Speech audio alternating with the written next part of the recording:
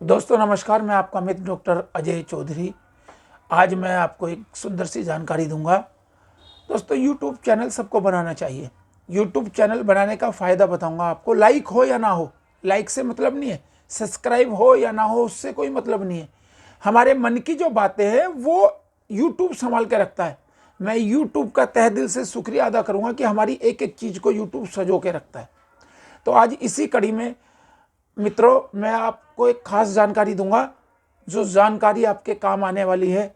खास तौर से स्टूडेंटों को ज़्यादा काम आएगी। सोशल से रिलेटेड और पॉलिटिकल से रिलेटेड, दोनों से रिलेटेड है।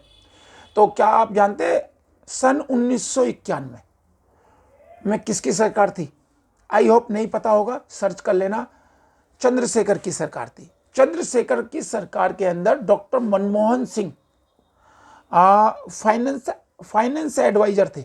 Doctor Manmohan Singh finance adviser थे। और आई होप वित्त मंत्री यशवंत सिन्हा थे, फाइनेंस मिनिस्टर यशवंत सिन्हा थे। और आरबीआई का गवर्नर जो था वो थे S D S G S वेंकटन Raman.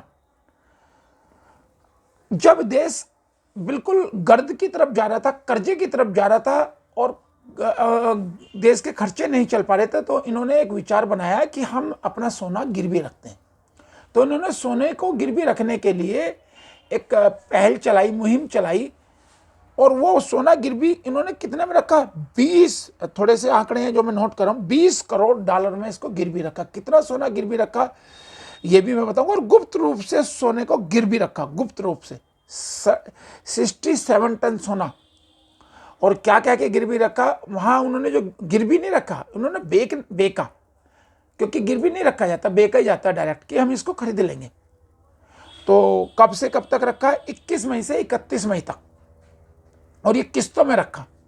पर धीरे धीरे क्या हुआ कि मीडिया को खबर आ गई। मीडिया को खबर आने के बाद इनकी किरकिरी होगी। किरकिरी होने के बाद इन्होंने क्या किया कि उसको छुड़ाने की भी तैयारी की। छुड़ाया भी, जैसे तैसे छुड़ाया, वो आप सबको ही पता होगा।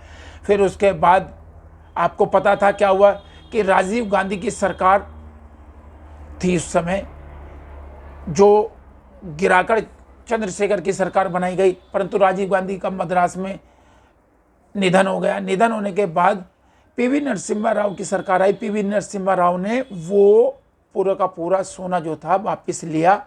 और मनमोहन सिंह जी ने बजट पेश करके देश के अंदर के संकटों को बताया और एक ऐसी एडवाइजरी बनाई। उस एडवाइजरी से देश कुछ मजबूत हुआ।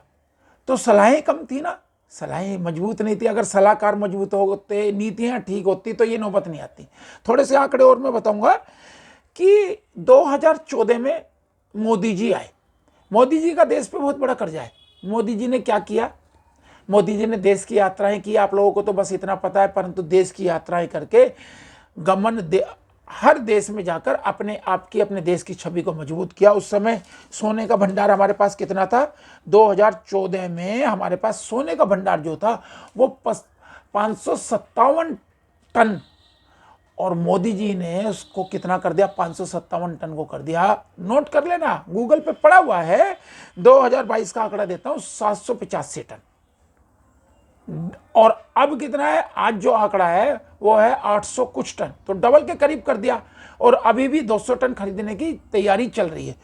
दोस्तों, हमने कभी हम सोना गिरवी रखते थे, आज हमने सोना लिया है, सोना ले रहे हैं, सोने का भंडार बढ़ा रहे हैं। जब भी ये जो हमारे देश की जो आर्थिक स्थिति है मजबूत है और इस महंगाई में हम बचे हुए हैं। अन्यथा पूरा वर्ल्ड जो है महंगाई के क्राइसिस को झेल रहा है। और एक महामारी आई और बाद में युद्ध आया। कितना भयानक युद्ध, यूक्रेन जैसा देश खत्म हो गया, हम उससे बच गए।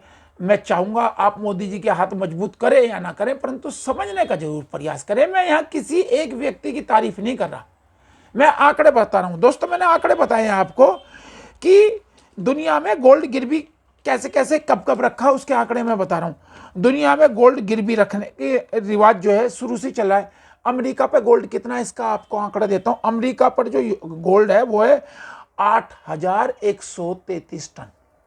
8133 टन है। और जर्मनी के पास कितना? जर्मनी दूसरे नंबर पे 3356 टन है। भारत के पास भारत 5वें नंबर पर है इस समय। इटली के पास है 2451 टन और रूस के पास है 2298 टन और भारत के पास इस समय 800 कुछ टन है। भारत ने 2021 से लेकर 2022 तक में खरीदा है सोना, और रूस ने खरीदा 6 टन सोना और किसी ने नहीं खरीदा, केवल रूस ने और भारत ने खरीदा है। तो इसीलिए हम लोग मजबूत है। रूस की तो मजबूरी है, रूस तो युद्ध को झेल रहा है। तो दोस्तों, सोने का भंडार बहुत जरूरी है, और अगर सोने का भंडार पहले से चलता ना, तो हम आज न जाने कहाँ से कहाँ होते। जब हमारा देश आज़ाद हुआ था तब $1 में $2 मिलते थे। $1 में कितने? $2। अब देख लो क्या हालात है। तो दोस्तों, समझने का प्रयास करें, अपने आप को मजबूत करें, अपनी सत्ता के जो प्रतिपक्ष है, प्रतिद्वंदी हैं, उनको देखें, प्रतिपक्षों को भी देखें। धन्यवाद। जय हिंद, जय भारत।